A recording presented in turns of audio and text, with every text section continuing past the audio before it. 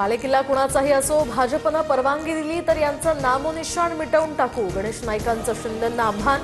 तर नाईकांच्या भूमिकेशी सहमत, राऊतांचं वक्तव्य. संपवायची भाषा कराल तर बाकीचे हाताची घडी घालून बसणार नाहीत, वेळ आल्यावर आम्ही सुद्धा भूमिका घेणार, तोडीस तोड उत्तर देणार. शिंदेंवरील टीकेनंतर शंभूराज देसाई यांचा गणेश नाईकांवर पलटवार. गणेश नाईक अवकातीत राहा, आधी स्वतःचं चारित्र्य साफ करावं. भाजपनं अशा भटक्या कुत्र्यांची राजकीय नसबंदी करायला हवी, शिंदेंच्या शिवसेनेतील ज्योती वाघमारे यांचं वादग्रस्त विधान.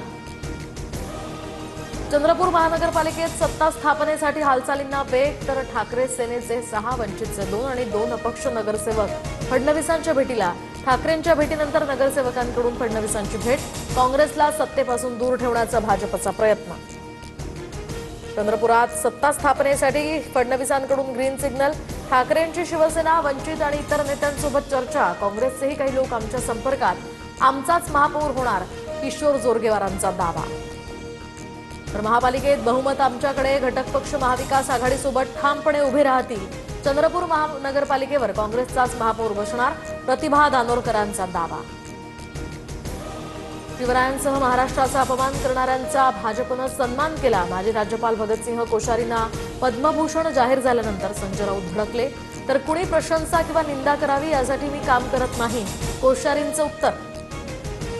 काही छोट्या मनाचे लोक विवाद निर्माण करतायत, काहींच्या काळात कुणाला पद्मश्री मिळालं याबद्दल मी काहीही बोलणार नाही, कोश्यारींना पद्मभूषण जाहीर झाल्यानंतरच्या टीकेला फडणवीसांचं उत्तर. सस्पेंड केलं तरी चालेल, पण बाबासाहेबांची ओळख पुसली जाऊ देणार नाही. मंत्री गिरीश महाजन यांच्या भाषणात डॉक्टर बाबासाहेब आंबेडकरांचा उल्लेख विसरल्यानंतर महिला अधिकाऱ्याचा आक्षेप, तर माझा तसा हेतू नव्हता, महाजनांकडून सुद्धा दिलगिरी व्यक्त.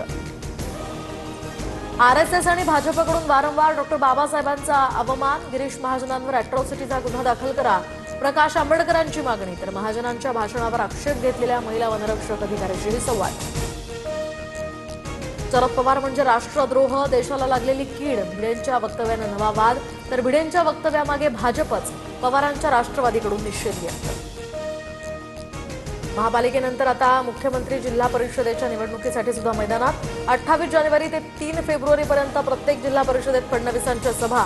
रत्नागिरी आणि रायगडमधून प्रचाराचा शुभारंभ करणार.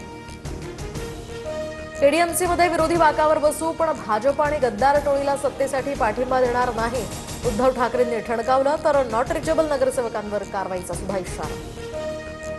कल्याणमधील बेपत्ता नगरसेवकांचे पोस्टर्स लावणाऱ्या ठाकरेंच्या उपविभागीय प्रमुखाचा मृत्यू. बेपत्ता नगरसेवक मधुर म्हात्रेंचे वडील उमेश म्हात्रे आणि पोलिसांच्या दबावामुळेच मृत्यू झाल्याचा नातेवाईकांचा आरोप.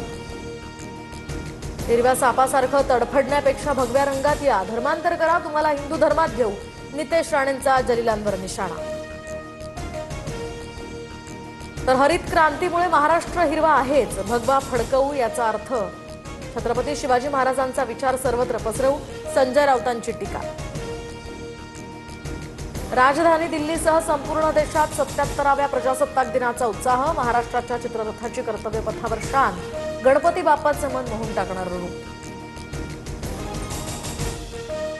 उद्यापासून बँकांचा देशव्यापी संप, 4 दिवस कामकाज बंद असणार. 2 वीक ऑफ देण्याच्या मागणीसाठी 10 लाख बँक कर्मचारी संपावर असणार. विविध प्रलंबित मागण्यांसाठी इगतपुरीतील आदिवासी बांधवांचा लॉंग मार्च मुंबईच्या दिशेनं. तर उद्या होणाऱ्या बैठकीत शेतकऱ्यांच्या मागण्यांवर तोडगा निघेल, मंत्री महाजनांचं मोर्चेकरांना आश्वासन.